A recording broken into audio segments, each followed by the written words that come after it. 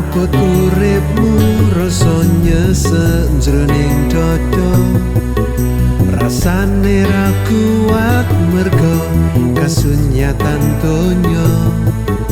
Ra ono sing iso ngerti lorone atimu, mung ono tangis lan kuciwa. Urip kuwi apot jadi gawe tambah apot, kowe bakal bisa meski urip kira koso. Ning kowe kudu percaya uga sregep donga pasrah, aja ngresula dilakoni wae. Gusti mboten sare, Gusti wis ngendika yen ra pernah ninggalke kowe. Yen apot rasane aja meneng wae, Gusti bakal ngei ayem tentrem marang kowe. Dipasrahke wae marang Gusti Yesus. Apa sing tok rasake Gusti wis ngrasake. Percaya marang firmane, percaya marang janjine, dilakoni wae.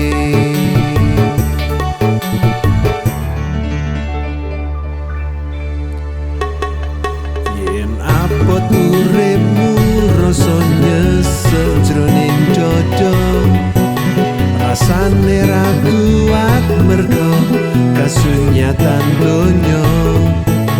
Ra ono sing iso ngerti lorone atimu, mung ono tangis lan kuciwa.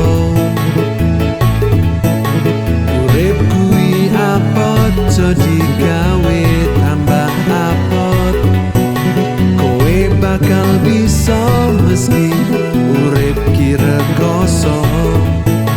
Ning kowe kudu percaya uga sregep donga pasrah, aja ngresula dilakoni wae.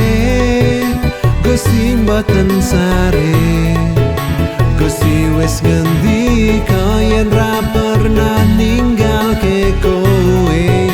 Yen apot rasane aja meneng wae, Gusti bakal ngei ayem tentrem marang kowe. Dipasrahke wae marang Gusti Yesus. Apa sing tok rasake Gusti wis ngrasake.